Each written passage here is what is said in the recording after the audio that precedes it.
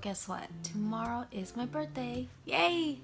Actually, I'm not that thrilled. I'm not that excited at all. I do not want to be turning 25 just yet.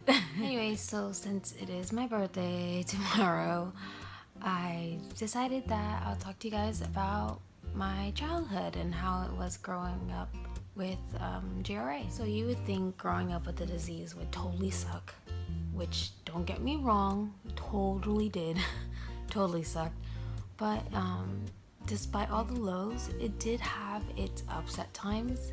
And before I get into that, let me tell you about the lows I've had. Well, first off, I was different from the rest of the kids, and it sucked.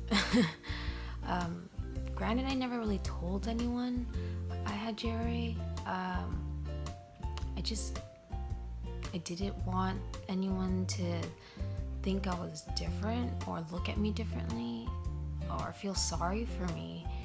And even in college, I never told anyone. I would only tell people if I absolutely had to, or it somehow came up in conversation.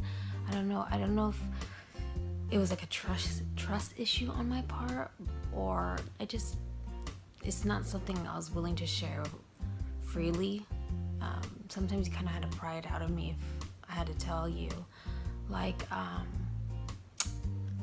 say if my RA would flare up for that day or something, and my ankle was swollen, and I would walk with like a limp or something, and people would ask me what was wrong, and I would pretty much just lie and say I sprained my ankle, and I would quickly change the subject because I just wanted to avoid having to explain to them what JRA was or why I have it or when I got it.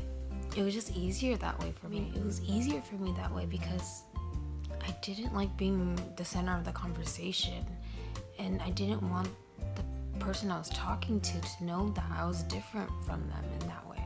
Second, I was always on medication. I've only been in remission once from middle school to throughout high school, and that was the only time I didn't have to take medication. But other than that, I was always taking something. Third, I was really fragile and almost constantly in pain. Waking up in the mornings was a great challenge for me.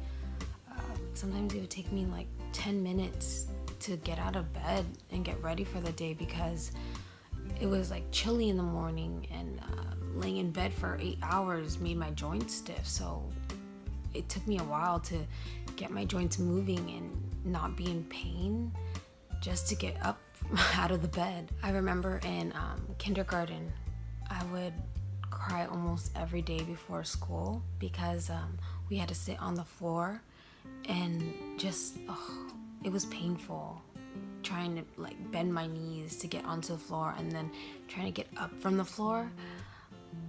Just having to do that every day made me cry, and it was so painful that I don't remember if like I told my mom or she caught me crying or something like that, where she ended up telling the teacher, because the teacher ended up letting me sit on the couch that was in the classroom, and that's where I pretty much sat for the rest of the school year because it just was too painful for me to sit down on the floor with the rest of the kids. Playing sports in recess or in PE was also a great challenge for me because sports like volleyball, tetherball, or like handball would hurt a lot because it would come in direct contact with my joints, and it'd be really painful. And like if my joints were swollen that day, it hurt even more. And like almost every sport I even attempted to play, I would get injured to like some degree.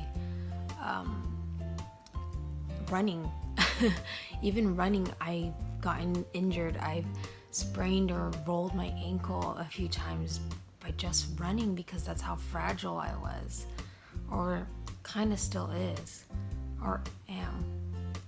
Lastly, I grew up fast, and I mean, I guess growing up with the disease does that to a person because you're faced with certain obstacles and questions and challenges that kids your age usually aren't faced with. Like, did you take your medicine today? Did you remember to tell your teacher you're leaving early from class today because you have a doctor's appointment? Are you sure you really want to play that sport or climb that tree because you might break something? Are you sure you want to take that career path because you might not last long in that industry? Then for me, I also thought about what life and death meant, because at a young age I already knew a long life wasn't guaranteed for me. Now, as for the ups of having a disease, if that makes any sense at all, in school I got an extra set of books, one for my classroom and then one for school, or one for home, because it was just too heavy for me to carry all my books, so I didn't need to lug my books around. Every 2 to 3 months I would get out of class early because I had to go to a doctor's appointment. I also got to get out of like PE, like some PE sports or exercises if I wasn't feeling up to it that day or something like that. What else? Oh, and this is actually one of my favorite advantages of having a disease.